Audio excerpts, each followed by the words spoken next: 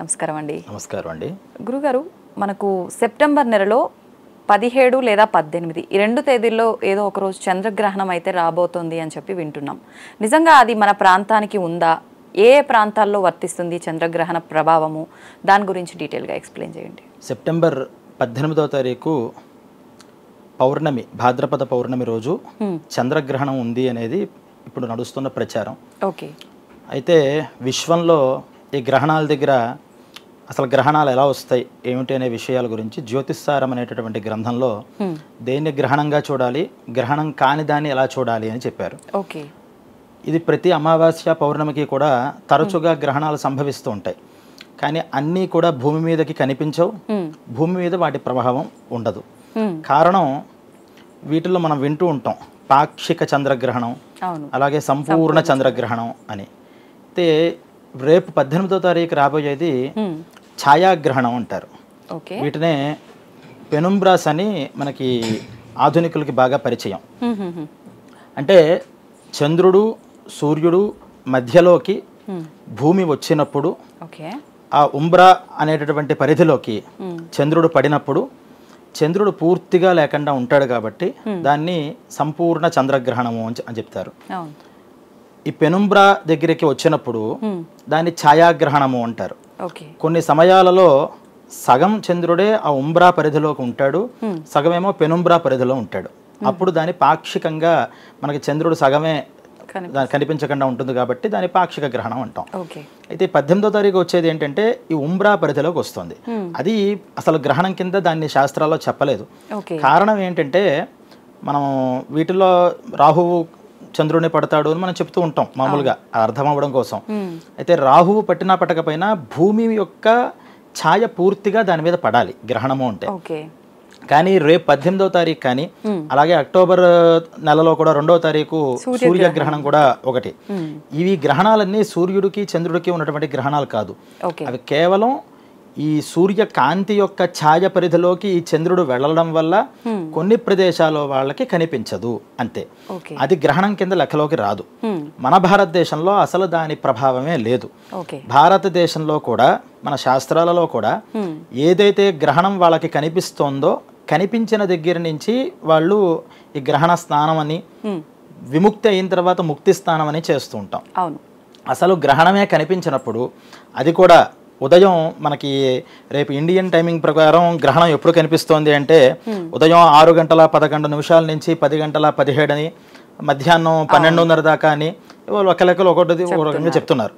అయితే ఈ ఉదయం పూట అసలు చంద్రుడే కనిపించినప్పుడు ఆ గ్రహణం మనకి ఎలా వర్తిస్తుంది? వర్తించదు.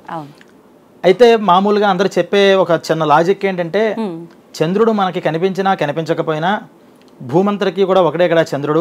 ఆ చంద్రుడికి గ్రహణం వచ్చినప్పుడు ఆ ప్రభావం ఖచ్చితంగా మనుషుల మీద ప్రకృతి మీద కూడా ఉంటుంది అని. నిజమే కదండి, ఉండదంటారా మరి? ఇక్కడ గ్రహణం అయితే ఉంటుంది, ఇది గ్రహణం కాదు. ఇందాక మనం చెప్పినట్టు ఆ ఉంబ్రా పరిధిలోకి వచ్చినప్పుడు దాని ప్రభావం భూమి అంతటిగా కూడా ఉంటుంది. కానీ ఇది ఆ నీడలోకి, అంటే మీకు అది డయాగ్రామ్ లో చూపిస్తే బాగా అర్థం అవుతుంది. చంద్రుడికి సూర్యుడు అంటే దాని మూల సూత్రం ఏం చెప్పారంటే జ్యోతిష్ శాస్త్రంలో ప్రకాశింపబడే గ్రహం ఒకటి, ప్రకాశించే గ్రహం ఒకటి. ప్రకాశింపబడేది భూమి, ప్రకాశించేది సూర్యుడు. సూర్యుడు బాగా ప్రకాశిస్తున్నప్పుడు ఈ ప్రకాశింపబడే గ్రహం కనుక దాని ముందరికి ఆ గోళం కనుక వస్తే తన కాంతి అవతల ఉన్నటువంటి ప్రదేశంలోకి కనిపించదు. మన చిన్న రూమ్లో మనం ఉంటాం, లైటింగ్లో మీరు అడ్డొచ్చినా సరే నాకు ఈ పక్కన నేనేమి చీకటి అయిపోను, ఇక్కడ కూడా లైటింగ్ ఉంటుంది చిన్న పారామీటర్లో. విశ్వంలో చాలా ఎక్కువ ప్రదేశం ఉంటున్నప్పుడు ఎప్పుడైతే భూమి ఈ సూర్యుడికి ఎదురుకుండా పడిందో అవతల సూర్యుడు ముందర ఉన్నటువంటిదంతా కూడా సూది ఆకారంలో, అంటే భూమి దగ్గర ఉన్నటువంటి ప్రదేశం లావుగా ఉండి తర్వాత సన్నబడుతూ చీకటి కోణాన్ని అక్కడ ఏర్పరచుకుంటుందిట. దీని రిఫ్లెక్షన్ అంతా కూడా అక్కడ బాగా డార్కెస్ట్ బ్లాక్ గా ఉంటే ఈ భూమి ముందర ఉన్నది ఈ పక్కన ఉన్నది గ్రే కలర్ లోకి మారుతుంది. ఈ గ్రే కలర్ లోకి ఈ చంద్రుడు వెళ్ళడం వల్ల వచ్చేటటువంటి పెనుంబ్రా ఇది. ఇది గ్రహణం కాదు. ఇది అసలు గ్రహణమే కానప్పుడు దాని ప్రభావమే ఎందుకుంటుంది? అవి మళ్ళీ భూమి మీదకి రావడం ఏమిటి? భూమి మీద ఉన్నటువంటి రాశులు అది ఉత్తరాభాద్రలో ఇక్కడ పడుతుంది, పూర్వాభాద్రలో అమెరికా ప్రదేశంలో పడుతుంది అని ఆయా రాశుల వాళ్ళకి దాని ప్రభావం ఉంటుంది అని చెప్పడం దానికన్నా అవివేకమైన పరిస్థితి లేదు. ఎందుకంటే ఇవి మనం విశ్వం గమనిస్తున్న వాళ్ళని కనుక అడిగితే ఇంచుమించుగా నెలకి ఖచ్చితంగా ఒక ఇటువంటి పెనుంబ్రాలు వస్తూనే ఉంటాయి. అది ఇప్పుడు కొంచెం మనకి టెక్నాలజీ పెరగడం వల్ల దేనివల్ల గణితం మీద లెక్కలు లేకుండా పూర్వం మన పంచాంగాల్లో ఉన్నటువంటి గ్రహణాలు బట్టి గ్రహణం ఉంది లేదు అని చెప్పేవాళ్ళం. ఇప్పుడు మన ఉగాది రోజు పంచాంగ శ్రవణం చేసినప్పుడు అందరు పంచాంగకర్తలు కూడా క్రోధినామ సంవత్సరంలో గ్రహణాలు లేవు అని చెప్పారు. కానీ ఇటువంటివి తీసుకొచ్చి వాటిని గ్రహణాలుగా అనుకుంటారు అని పూర్వం మన శాస్త్రాల్లోనే ఆ జ్యోతిష్సారావళి అనేటువంటి దాంట్లో గ్రంథంలో గ్రహణం గురించి చెప్తాను, గ్రహణంలా అనుకునే వాటి గురించి చెప్తాను అని గ్రంథకర్త రాశారు. అలా ఇలాంటి డౌట్లు రాకుండా మనం అన్నీ కూడా సిద్ధం చేసుకుని ఉన్నాయి కాబట్టి నిస్సంకోచంగా ఈ సంవత్సరం ఈ గ్రహణమే కాదు, సూర్యగ్రహణం కూడా లేదు. అసలు గ్రహణమే కాదు పట్టేది, అది ఛాయాగ్రహణము అంటారు. సూర్యగ్రహణం, చంద్రగ్రహణం ఇబ్బందులు మార్పులు జరిగే అవకాశం ఉందా? లేదు. దానివల్ల ప్రకృతిలో వచ్చేటటువంటి పరిణామాలు కూడా ఏమీ ఉండవు, ఎందుకంటే ఇది ప్రతి నెల జరిగే విషయమే కాబట్టి. కానీ ప్రకృతిలో మనం మొన్న ఈ అనేక రాష్ట్రాల్లో చూసినటువంటి జల ప్రళయాలు కానీ, అలాగే అగ్నితో సంబంధించిన విద్యుతాఘాతాలు కానీ ఈ సంవత్సరంలో వచ్చే అవకాశం ఉంది అని జగల్లగ్నాన్ని అనుసరించుకుంటూ మనం చెప్పుకోవాలి తప్పితే ఈ గ్రహణం వల్ల ఫలితం వల్ల ఇటువంటి ఉపద్రవాలు వస్తాయి అని మనం చెప్పుకోవడానికి లేదు. అయితే ఇది రాంగ్ అంటారు చాలా మంది. ఇప్పుడు గ్రహణం తర్వాత మళ్ళీ ఇలాంటి జలప్రలయం ఇంకొకటి పెద్దగా రాబోతోందని చెప్పి చెప్తున్నారు. అసలు గ్రహణమే లేదని మీరు అంటున్నారు. గ్రహణానికి సంబంధించి జలప్రలయం రాదు, కానీ ఈ సంవత్సరంలో మనం సంవత్సరం విచారణ చేసినప్పుడు జగల్లగ్నం అని అసలు ఈ సంవత్సరం ఎలా ఉంది రాశి ఫలాలను మాట్లాడతాం ఉగాది రోజు. అంటే వ్యక్తిగతంగా రాశులు ఎలా ఉన్నాయి అనేది, అసలు జగత్తు ప్రపంచమంతరికి ఎలా ఉంది, దేశానికి ఎలా ఉంది అనేటువంటి విషయాన్ని అక్కడి నుంచి మనం విచారణ చేసే పద్ధతులు చెప్పారు. వాటిల్లో ఈ సంవత్సరం నీటికి సంబంధించిన ఉపద్రవాలు కొన్ని చోట్ల ఉంటాయి, కొన్ని చోట్ల అగ్ని ప్రమాదాలు జరుగుతాయి, కొన్ని చోట్ల విద్యుత్తు వల్ల అంటే కరెంటు వల్ల కొన్ని ప్రమాదాలు జరుగుతాయి అని చెప్పారు. అవి ఈ నెలల్లో వచ్చే వాటిలో ఆ లగ్నం ఆ గ్రహస్థితి బట్టి ఉంది తప్పితే ఇప్పుడు రాబోయేటటువంటి 18వ తారీఖు వల్ల, సెప్టెంబర్ 18వ తారీఖు వల్ల, అక్టోబర్ 2వ తారీఖు వల్ల ఏర్పడేటటువంటి పెనుంబ్రాల వల్ల ఎటువంటి ప్రమాదము లేదు, ఎటువంటి భయాలు లేవు. అలాగే గ్రహణం కనిపించకపోయినప్పటికీ కూడా ఆ ప్రభావం మన మీద పడుతుంది అని కొంతమంది చాలా మంది మాకు ఫోన్ చేస్తుంటున్నారు. ఇలా గ్రహాలు వస్తున్నాయి కదా, ఈ పలానా రాశండి, మేము ఏందైనా పరిహార ఉపాయాలు చేసుకోవాలని. మన శాస్త్రంలో ఎప్పుడు దోషం ఉన్నప్పుడే పరిహారం చేసుకోవాల్సింది, దోషాలు లేనప్పుడు పరిహారాలు చేసుకుంటే అది మూఢత్వం కింద మారుతుంది అని చెప్పారు. అందువల్ల అసలు గ్రహణాలకి ప్రభావమే లేనప్పుడు దాని పరిహార ఉపాయాలకి వెళ్ళాల్సిన అవసరం లేదు. అలాగే గర్భిణీలు వీళ్ళందరూ కూడా దగ్గర మరి ఉదయం 6 చిల్లర దగ్గర నుంచి మధ్యాహ్నం 12 దాకా, అంటే 5-6 గంటల పాటు వాళ్ళు గ్రహణాలు వచ్చినప్పుడు ఒకే యాంగిల్లో ఉండమని ఇవన్నీ మనం పెద్దవాళ్ళ దగ్గర నుంచి చెప్తూ ఉంటాం. ఇలా ఉండమని, వాళ్ళు అలా చేయాలి అని, లేకపోతే వాళ్ళకి ఇబ్బంది కలుగుతుంది అనేటువంటి భయభ్రాంతులు ఎవరో కూడా పెట్టుకోవాల్సిన అవసరం లేదు శాస్త్రతః. ఇంకొక విషయం ఏంటంటే సూర్యగ్రహణం, చంద్రగ్రహణం పక్కపక్కనే వస్తే ఆ మధ్యలో ఉన్నటువంటి 15 రోజులు కూడా గ్రహణ సంధికాలం అవుతుందని, తద్వారా ఆ సమయంలో పుట్టేవాళ్ళు చాలా అరిష్ట జాతకులు అవుతారు అని కూడా కొంతమంది అభిప్రాయపడుతున్నారు. చాలా తప్పుడు విషయం అది. సూర్య చంద్రగ్రహణాలు అనేక సందర్భాల్లో ఒకే మాసంలో వచ్చినవి ఉన్నాయి.